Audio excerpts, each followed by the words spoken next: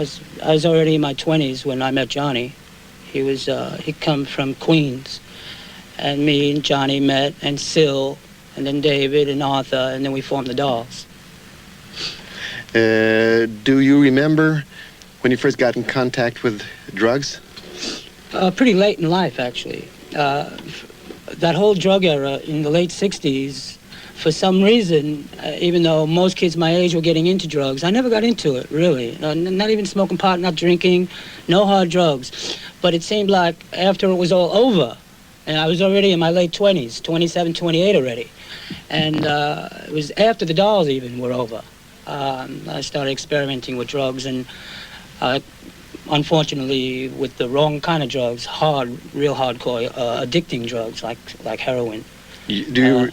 And me and Johnny sort of got into that at first for a while. At the same time, or had he been on it for a longer time? No, not really. Like I said, very late in life, and but it's such an addictive drug. It was a little too late before we found out enough information about it, before we realized what we were getting into. It was much too late. Have you seen any of your younger friends, musicians, start with drugs? Yeah, I see a lot of it. What do you do when you see it? Well, I do the best I can. I mean, I can't do too much for everybody because I don't know everybody. But anybody I know or see getting into it, I'll at least give them my opinion.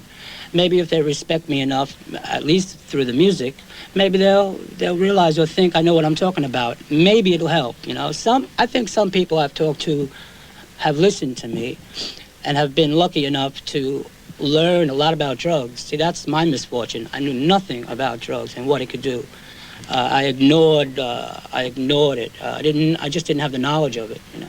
What impact do you think the drug-addicted artist has on his audience, his public?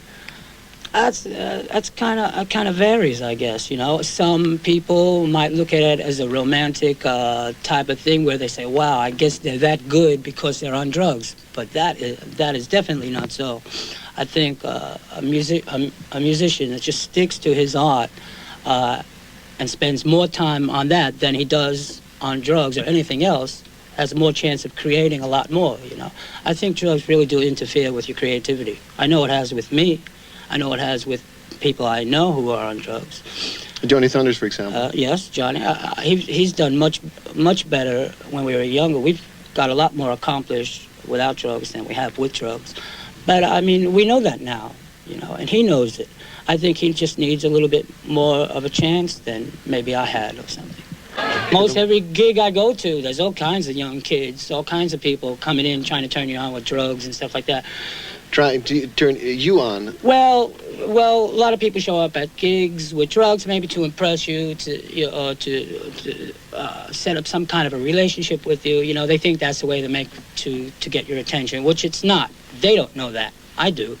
I've been doing it for 22 some odd years I've been playing, you know. So I'm used to this. They're not used to it. Most of these kids, it's new to them. They don't realize that all you got to do is sit down and talk normal to make friends. But as long as it's up to myself. It's up to each individual what they want to do. Is it really? Isn't it up to me if you take heavy drugs? Is it up to you if I take them? Yeah. Is it? It's a question. I don't know. You answer it. I don't know. It's up to myself what I want to do with my life, you know. But from what I see, I think drugs interfere with a person's creativity. You know, especially maybe at the beginning, the person may not realize it. They may think it gets them into it. Is it my business if you take heavy drugs? Yeah, I mean, the average man on the street, is it his business if some musicians or teenage idols take heavy drugs? I don't think it's his business unless he wants to make it his business. It's up to him if he wants to.